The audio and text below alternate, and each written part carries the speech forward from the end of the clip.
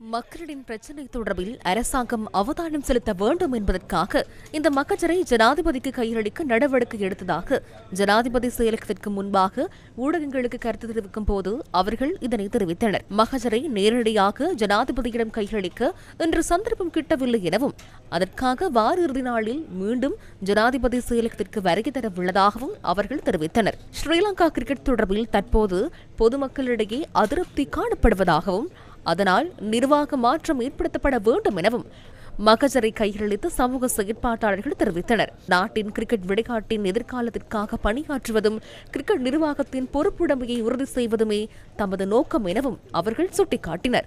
இந்த மகஜர் தொடர்பில் ஸ்ரீலங்கா கிரிக்கெட் இதுவரையில் உத்தியோகபூர்வமான பதிலை வெளியிடவில்லை.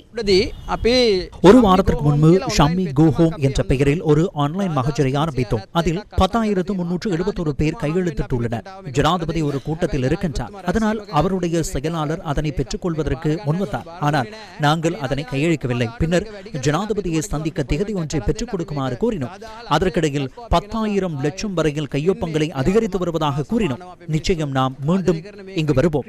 மக்கள் நேசிக்கும் இந்த கிரிக்கெட் ஒரு மதத்தை போன்றது. தற்போது அது வீழ்ச்சியடைந்துள்ளது. ஸ்ரீலங்கா கிரிக்கெட் ஒரு மாஃபியாவாக வருகிறது. ஷம்மியின் ஆட்கள் இலங்கை முழுவதும் உள்ள ஒவ்வொரு மாவட்டத்திலும் இருக்கின்றார்கள். ஒவ்வொரு கிரிக்கெட் சங்கமும் கிரிக்கெட் கழகங்களிலிருந்து உருவாக்கப்படுகின்றன.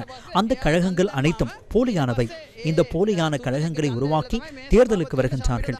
அவர்கள் வந்த பிறகு வாக்களிக்கும் போது இந்த 3 பேரின் வாக்குகளும் வந்து ஷம்மியை தலைவராக நியமிக்க வேண்டும். முரளி சொன்னது போல் முரளியால் பாராளுமன்றத்திற்கு செல்ல முடிந்தாலும் அவரால் கிரிக்கெட் சபைக்கு தெரிவாக முடியாது. இந்த மாஃபியாவுக்குள் அவர்களுக்கான குழுக்கள் காணப்படுகின்றன. இதில் இலங்கையின் சிறந்த மனிதர்களின் கையொப்பங்களே காணப்படுகின்றன.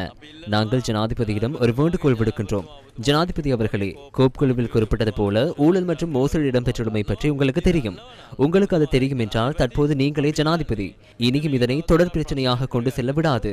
இந்த கிரிக்கெட்டை வீணடிக்கும் ஷம்மி சில்வாவுக்கு கீழ்ப்படியாமல் இதற்கான உரிய நடவடிக்கையை மேற்கொள்ளுமாறு நாம் கோருகின்றோம்.